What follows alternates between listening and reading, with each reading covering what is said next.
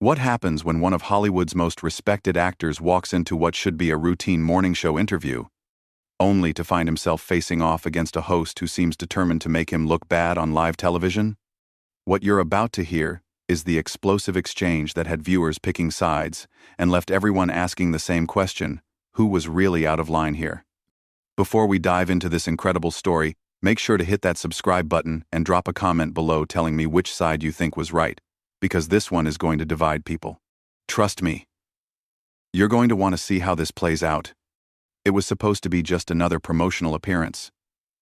Samuel L. Jackson had a new film coming out, and his publicist had scheduled the usual rounds of morning show interviews.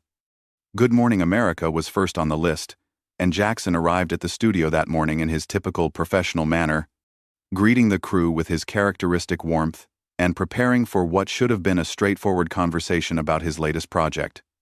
But from the moment he sat down across from Michael Strahan, something felt different. There was a tension in the air that Jackson couldn't quite place. Strahan's usual television smile seemed forced, and his handshake lingered just a moment too long, like he was sizing up his guest.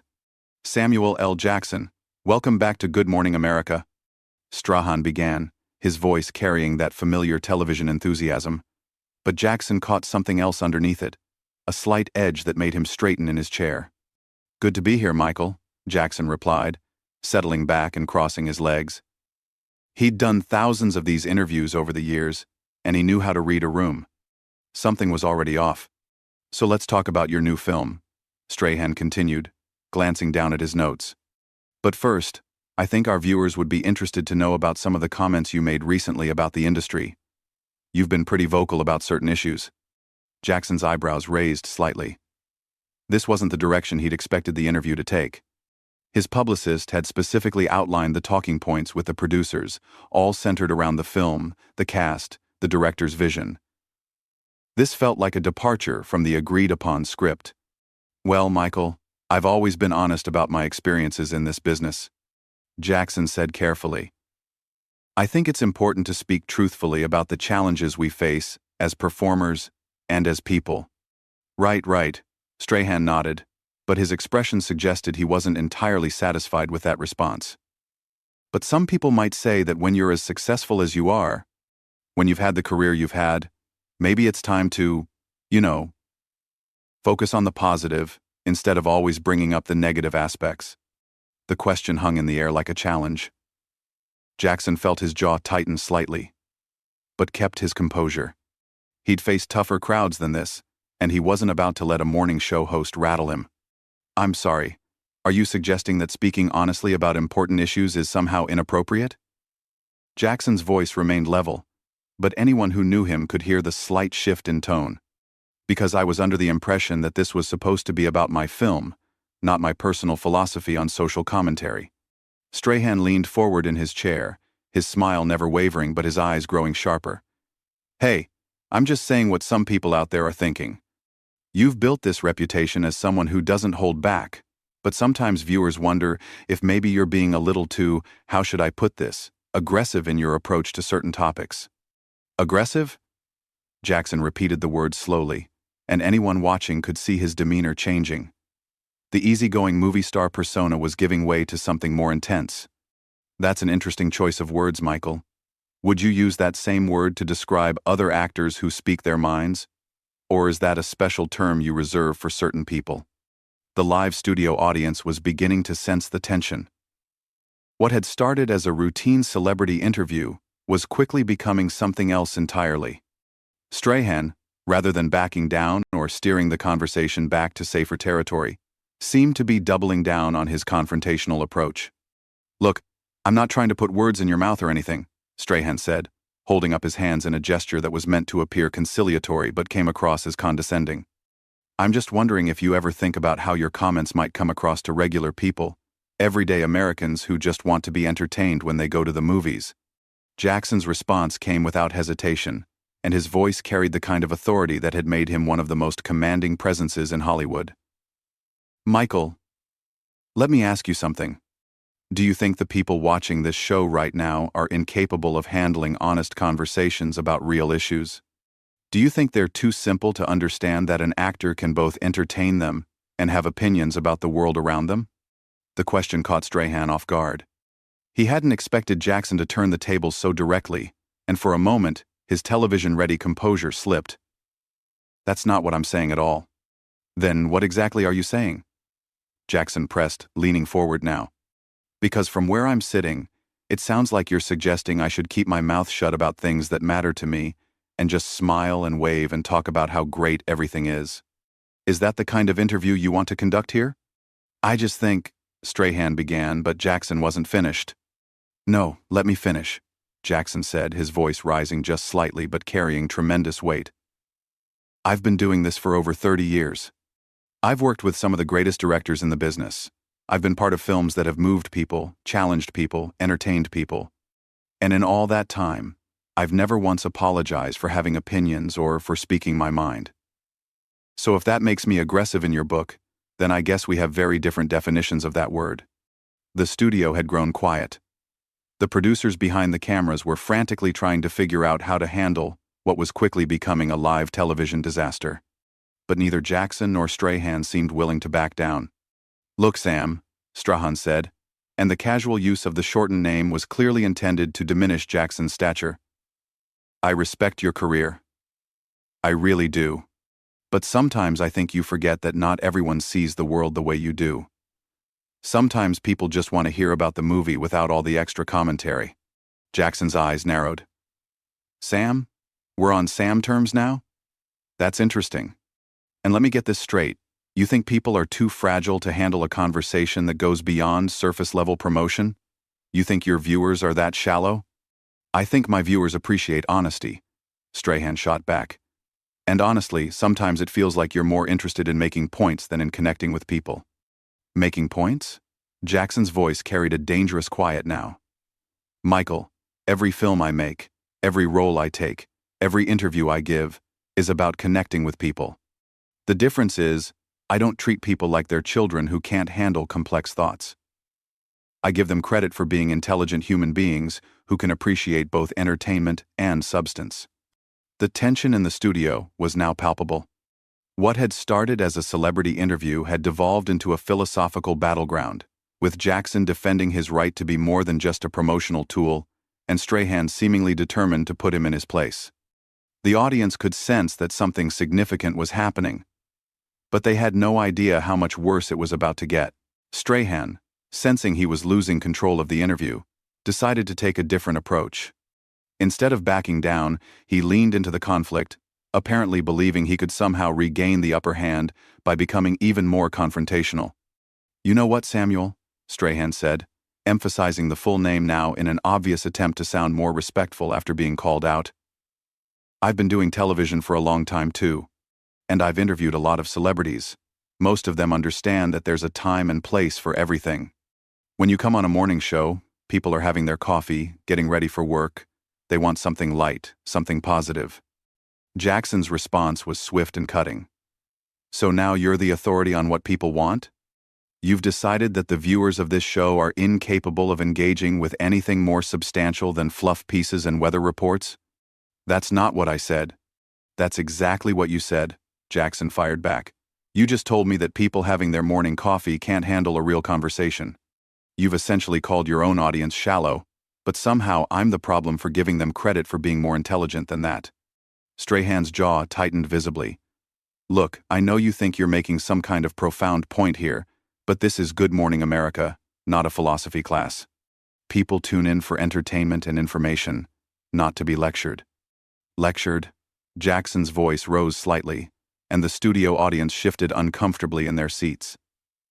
Michael, having an opinion and expressing it thoughtfully isn't lecturing. It's called being a human being. But apparently in your world, celebrities are supposed to be nothing more than trained seals, clapping and barking on command when you want them to promote something. That's ridiculous, and you know it. Strahan shot back, his own voice beginning to rise. I've had thousands of guests on this show, and most of them manage to have a conversation without turning everything into some kind of political statement or social commentary. Jackson leaned back in his chair, and anyone who knew his films could recognize the look that was crossing his face. It was the same expression he wore right before delivering some of his most memorable lines, that moment of calm before the storm. Political statement? Michael, when did talking about treating people with respect become political? When did suggesting that audiences are intelligent become controversial? You're the one who turned this interview in this direction. I came here to talk about my film, remember? And we can still do that, Strahan said, but his tone suggested he had no intention of letting this go. But first, I think we should address the elephant in the room. A lot of people feel like you've become too comfortable using your platform to push your personal agenda. My personal agenda? Jackson repeated, and his voice carried that unmistakable edge that had made him famous for playing characters who didn't back down from anyone. And what agenda would that be exactly? Strahan seemed to realize he'd stepped into dangerous territory, but instead of retreating, he pushed forward. I mean, you're constantly talking about inequality, about how the industry treats certain people differently, about social issues that some people think should be kept separate from entertainment. Some people think that, do they? Jackson's voice was getting quieter, which anyone familiar with his work knew was not a good sign. Michael, let me ask you something. When you wake up in the morning, do you get to choose whether or not you're black? The question hung in the air like a bomb waiting to explode. The studio audience went completely silent, and even the camera operators seemed to freeze. That's not what this is about, Strahan said quickly, but Jackson wasn't finished. No, answer the question. Do you get to wake up and decide whether or not your race is going to factor into how people treat you that day? Because I sure don't. So when you tell me to keep my personal agenda separate from my work, what you're really saying is that my experience as a black man in America should be something I hide when I'm promoting a movie. Strahan looked genuinely flustered now. Samuel, you're putting words in my mouth that I never said. Am I? Because it sounds to me like you think there are certain topics I should avoid discussing, certain aspects of my life and experience that make you uncomfortable. And the fact that you're calling basic human dignity and equal treatment a personal agenda tells me everything I need to know about where you stand. That's completely unfair, Strahan protested. I never said anything about race or dignity or any of that. I'm talking about keeping things appropriate for the audience and the time slot. Jackson laughed, but it wasn't a pleasant sound. Appropriate for the audience? Michael, you just spent the last 10 minutes questioning my right to have opinions and suggesting that speaking honestly about my experiences is somehow aggressive or inappropriate. Now you want to pretend this conversation isn't about exactly what it's about? Look, I think we're getting off track here, Strahan said, clearly trying to regain control of the situation. Why don't we talk about your new film? I'm sure that's what people really want to hear about. Oh, now you want to talk about the film? Jackson's voice dripped with sarcasm. After spending all this time telling me how I should behave and what I should think and how I should present myself to your audience, that's convenient. Strahan's professional facade was beginning to crack. I never told you how to behave or what to think.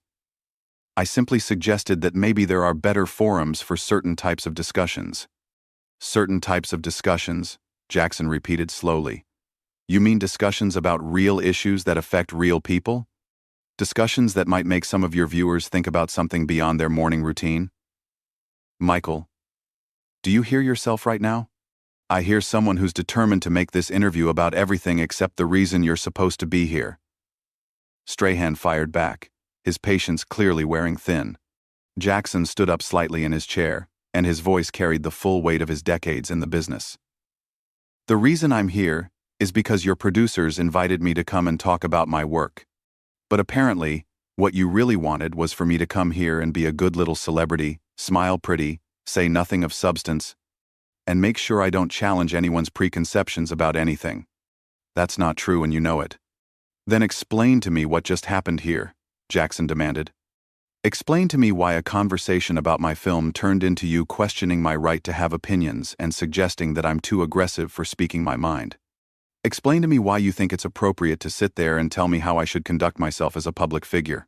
Strahan looked directly into the camera, as if appealing to the viewers at home. I think our audience can see what's happening here.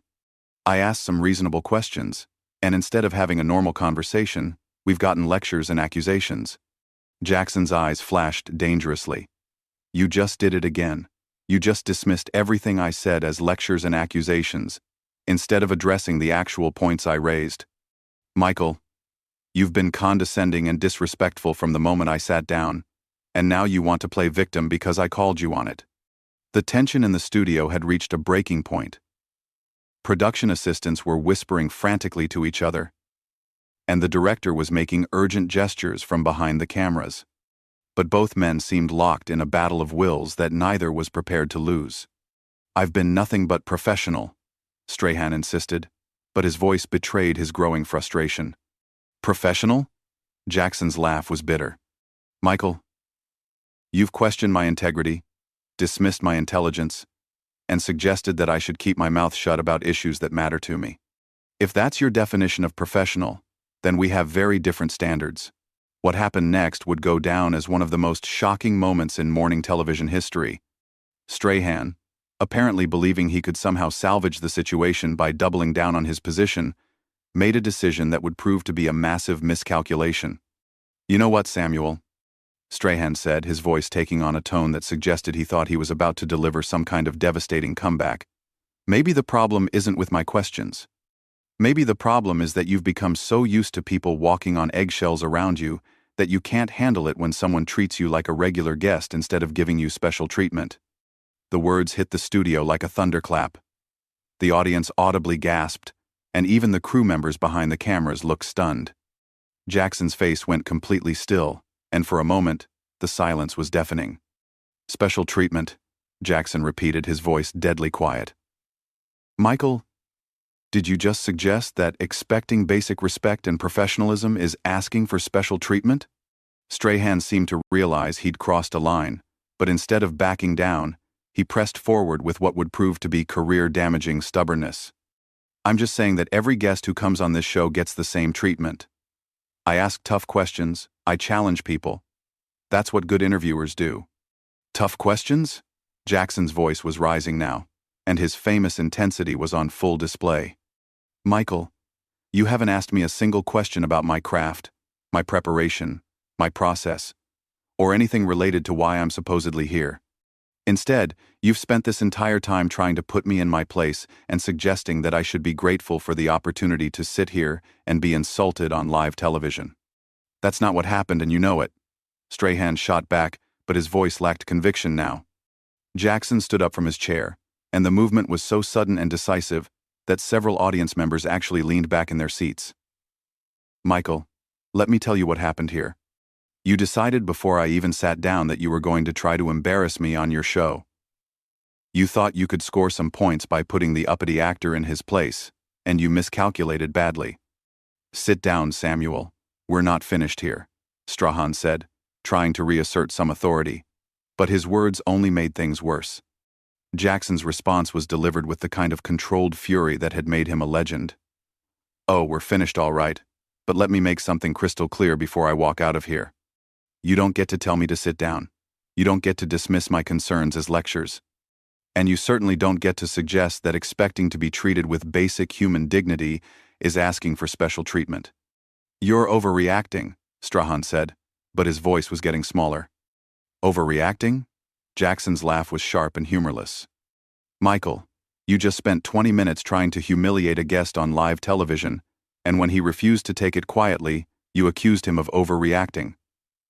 Do you understand how that sounds?" Strahan looked around the studio as if seeking support, but found none. The crew was staring at him with expressions ranging from shock to disappointment, and the audience was completely silent, hanging on every word of this unprecedented confrontation. "Look, maybe we both got a little heated," Strahan said, clearly trying to find some kind of middle ground, but Jackson wasn't interested in compromise. "No, Michael, you got heated. I got disrespected. There's a difference. You came into this interview with an agenda, and when I didn't play along with your little game, you decided to get nasty. Well, congratulations, you got exactly what you wanted." Jackson began unhooking his microphone, and the finality of the gesture sent panic through the production team. "Samuel, wait," Strahan said, suddenly realizing the magnitude of what was happening. "We can work this out." "Work what out?" Jackson turned back to face him, and his expression was one of complete disgust. You've shown me exactly who you are, Michael. You've shown everyone watching exactly who you are. There's nothing to work out. Don't do this, Strahan pleaded, his television persona completely abandoned now. Don't walk out on live television. Jackson paused in removing his microphone and looked directly at Strahan with an expression that could have melted steel. You know what the most pathetic part of this whole thing is? You actually think you're the victim here. You think that being called out for your behavior makes you the wronged party in this situation. I never meant for any of this to happen, Strahan said weakly. Yes, you did, Jackson replied with absolute certainty. You meant for exactly this to happen. You just thought it would go differently. You thought I would sit here and take whatever you wanted to dish out, smile for the camera, and thank you for the privilege. Well, I've got news for you, Michael. Those days are over. Jackson finished removing his microphone and set it down on the table with deliberate care. To everyone watching at home, I apologize that your morning show got turned into this circus. But sometimes you have to take a stand, even when it's uncomfortable, even when it's inconvenient. Especially when it's inconvenient. Samuel, please. Strahan tried one last time, but Jackson was already walking away. No, Michael, you've said enough. We both have. Jackson stopped at the edge of the set and turned back one final time. And just so we're clear, this isn't about being difficult or demanding special treatment. This is about refusing to be disrespected by someone who thinks his platform gives him the right to talk down to his guests. The studio erupted in confused murmurs as Jackson walked off the set, leaving Strahan sitting alone at the interview table, looking completely shell-shocked. The cameras continued rolling, capturing every moment of what would become one of the most talked-about incidents in morning television history. We'll be right back, Strahan said weakly to the camera, but his voice was barely audible over the chaos that had erupted in the studio. As Jackson disappeared behind the scenes, the full weight of what had just happened began to settle over everyone present. This wasn't just a celebrity having a bad interview, this was a complete breakdown of professional standards. And everyone in that studio knew they had just witnessed something that would be talked about for years to come. The irony wasn't lost on anyone paying attention. Strahan had started the interview trying to put Jackson in his place, suggesting that the actor was too aggressive and outspoken for mainstream audiences. But in the end, it was Strahan himself who had come across as unprofessional, disrespectful, and completely out of his depth when faced with someone who refused to be intimidated. Jackson's final words echoed in the silent studio, a reminder that sometimes standing up for yourself means walking away from situations where you're not being treated with the respect you deserve. And as the production team scrambled to figure out how to fill the remaining time in the show, one thing was perfectly clear. Samuel L. Jackson had just reminded everyone watching why he's considered one of the most formidable presences in entertainment, both on screen and off. So there you have it, the complete breakdown of one of the most explosive morning show interviews ever recorded. What do you think? Was Samuel L. Jackson right to walk out? Or should he have handled things differently? Drop your thoughts in the comments below, hit that subscribe button for more incredible stories like this one, and let me know what other celebrity confrontations you'd like to hear about. Because if this taught us anything, it's that sometimes the most revealing moments happen when the cameras are rolling and nobody's following the script.